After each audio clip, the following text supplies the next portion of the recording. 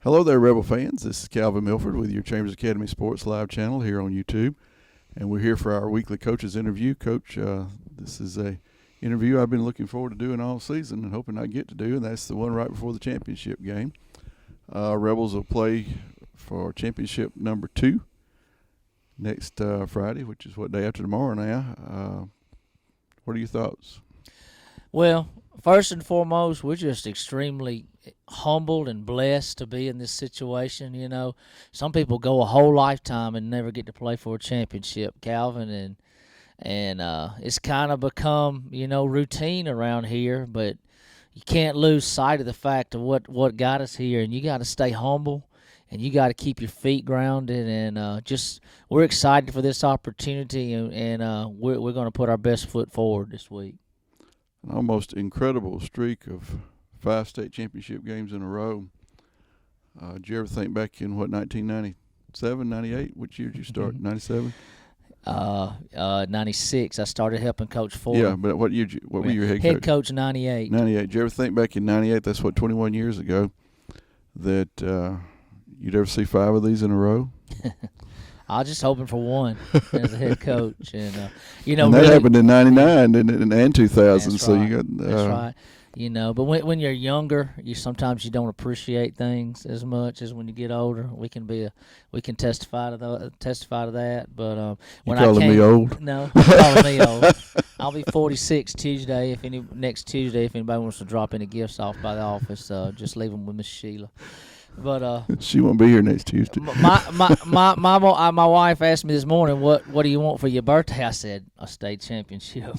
That's what I want. And we're just excited to be here. When I came back in 2013, back to here to Chambers, just hoping to get this program back here one time would have been a great accomplishment. And if you look back at that, this is surreal. God's really blessed Chambers Academy, and he's blessed our football program. I think we've done it the right way. We've raised these guys and taught them our system from an early age, and we haven't taken any shortcuts, and that's how you get to 5 in a row. You do it, you build your foundation on a rock and make it a solid foundation, and you don't just accidentally get to a championship game 5 times in a row. You're right. You brought up 2013. 2012, the year before, the Rebels had won 1 game, and that was either the last or next to last game of the season. That was almost a winless season.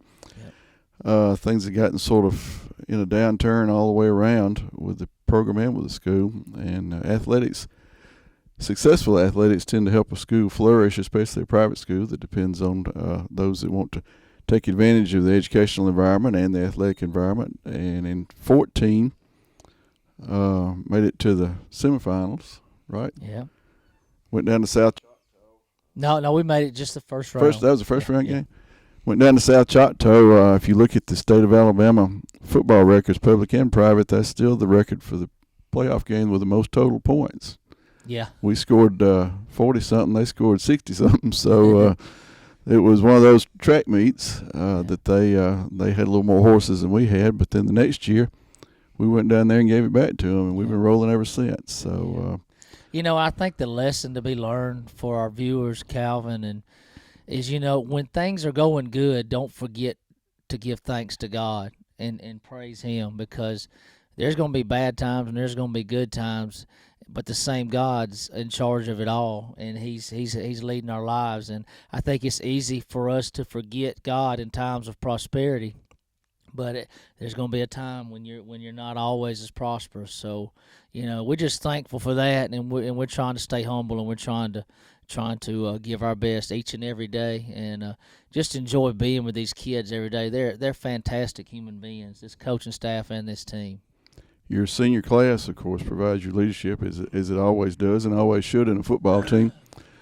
This senior class will leave regardless of Friday as the winningest senior class of all time here at Chambers. They right now have a 4-year record of 48-3. Wow, that's incredible. Yeah. So you're doing something right when you win 48 out of 51 games, and 2 of those 3 losses were in Troy. Yeah. So we don't want to talk about losing state championships. We got that behind us. That's right. Playing a team again. This is a third time, I believe, in a championship game. We played somebody twice. We played Dixie twice in '96. Played Macon East Montgomery twice. Turn your mic on. It is on.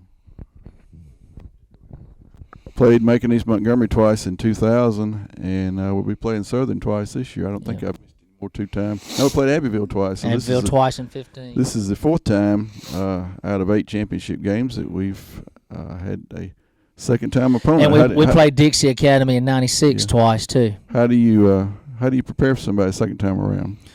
Well, it makes it easier because you don't have to guess how they're gonna how you're gonna match up against certain guys. You see it on film, but I think it plays twofold for both teams. They get to change some of the things they did wrong the first time, so that's a luxury they have.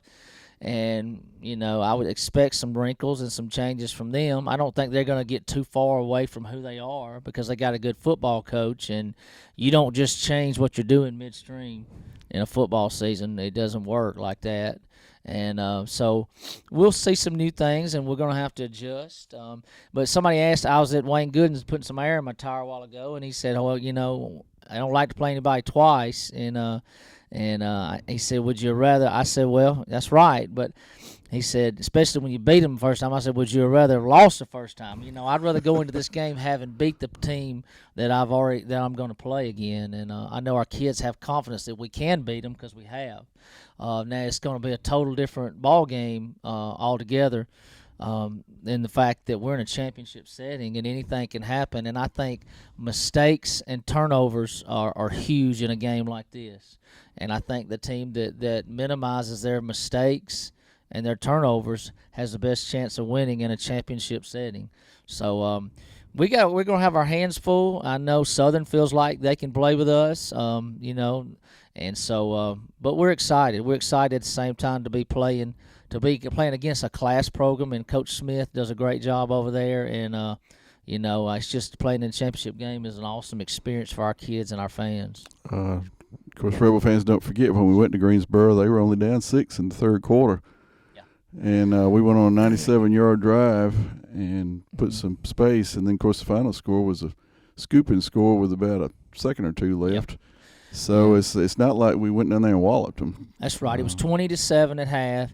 It was 20-13. They drove and scored their first drive of the third quarter, and then we answered with 2 unanswered touchdowns to make it 36-13 at the end of 4. And then I think both teams kind of traded a meaningless touchdown in the fourth quarter. But yeah, the game was closer than the score indicated. A lot closer. I remember it well. It was one of those that really, until Benbrook picked that fumble up and scored, you kind of wondered if something kooky might not happen. Yeah. But of the 4 times we played somebody twice, this will be the first time that you'll be playing a team that you did beat in the regular season, because all those other times we mentioned we had lost the regular season game, and even though the game was closer, if I remember right, in the championship game, except maybe against Dixie, I think it was a little bit further apart. That was back in the days when you played on campus, and we had to go down there. But first time you played somebody that you previously defeated, but I've kind of kept an eye on their schedule because I felt like they were going to be the number 2 seed in our region, and they seem to have gotten better. They have, there's no doubt. You turn on the film and you can see they've improved. So we're going to have our work cut out for us. Well, so how's the rest of the week look practice-wise? Good. We're going to work on some turf today, trying to get used to the turf, and then we'll go down to Troy in the morning and practice down there at Veterans Stadium, and then we'll go to our team hotel Thursday afternoon and have eating and a meeting time together and get rested up for the big game on Friday and head over to the stadium at 10 o'clock on Friday morning. Now, that's a routine you established, I believe, last year. Yep. Previously, you had just gone down that morning. You feel like that was a better decision? Absolutely, you do, because you're doing it again. Yeah. Well, hey, there's no way my coaching staff would let me do different this year. But just really, I felt like our kids were more rested and we were more prepared and not in such a rush to get to the stadium that next morning. Every time I see the weather report, it gets a little better. Yeah, I think we're going to have a good day. The temperatures are going to be fairly warm for this time of year, but hey, after Friday night, we'll take it.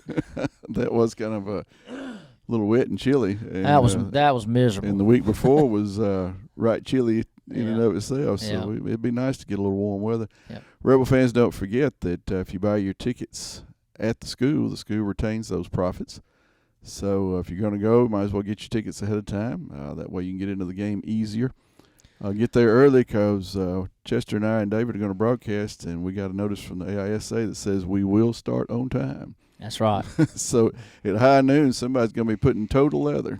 That's right. So if you want to get there for the runouts and the pre-games and soak in some of the atmosphere, you need to get there early. And find you a parking place. Parking's not usually a problem for the 1A game because they're the first two teams that are there, so you haven't got to scrounge around for a parking place. That's from somebody that's been on the outside. You get a parking place, don't you? Yeah, we're going to be there and plenty of time and get out and do our regular routine. And don't forget, you can also buy your tickets up at Newman's Farm Supply. If you can't get by the school, they're open until 5:30 in the evenings. You can buy them up there, and the tickets are $12 from us. If you wait till buy them at the stadium, they're $15. So you do get a price break for buying them early with us. And we need to sell all those tickets. We need you in Troy. We need all the support we can get. Yeah, just because we're bringing it to you live doesn't mean you need to stay at home. You can watch it. You can watch the replay on Saturday morning if you're interested in what boring things that Chester and I have to say. No, I've heard a lot of good feedback, Calvin. People really enjoy y'all's broadcast. Got a little Pat Dye cough there, don't you? Yeah, something like that. As long as I'm not that grumpy. I don't know that you've ever been accused of being that, but anyway, well, we've set the game up about well as we can set it up, I suppose. It is what it is. It's what every young man dreams of. That's to finish his career in a championship game. Yeah. What every coach sets his goal as is to finish that career in a championship game, and only 2 coaches a year get to do it in any given division. So that's quite an accomplishment for you and your program, or our program, and our school. And we're awfully proud of where we are football-wise. Yeah, I think that's, Calvin, just to reiterate what you said, I think it's what makes our program, it's our program. It's not, I don't think we alienate anybody in the school or the community, and I think, we realize that we're all doing this together. It's a team deal. It takes support, it takes parental support, it takes community support, and my hat's off to our community, to you guys. Football has been fantastic around here. It's a time everybody looks forward to, and I think our broadcast has really brought it to a lot of people that couldn't see it otherwise, and we're just fortunate to live in such a great community here in Lafayette with such great people. I think Chambers Academy is the greatest school, and along a lot of places, are jealous or envious of what we got going here. And I'm proud to be a Rebel. I'm proud to be here, and I don't feel like there's anywhere else I'd rather be. Well, there's not anybody else that we'd rather have here, I can assure you of that. Well, so we will not do a coach's show next week because of Thanksgiving, but I do want to get back with you, and we'll have a trophy sitting here the next time we meet. Let's hope it's the goal football. That's right. That's right. And I'd like to just sort of recap the season, talk about, for those of you that heard the bell, we are... Yep, and I got to take kids to the trade school, so we got to wrap this up. We're doing this early in the morning, but I do want to get back and recap the season, talk about some things. I don't know if we can technologically put any highlights in, but we'll talk about that, I guess, on the way to Troy. But in the meantime, let's recap the season before we get into basketball and try to win a championship there. Sounds great, Calvin. I'd love to. See you all Friday, high noon in Troy. Hey, remember, it's great to play for the C and the A.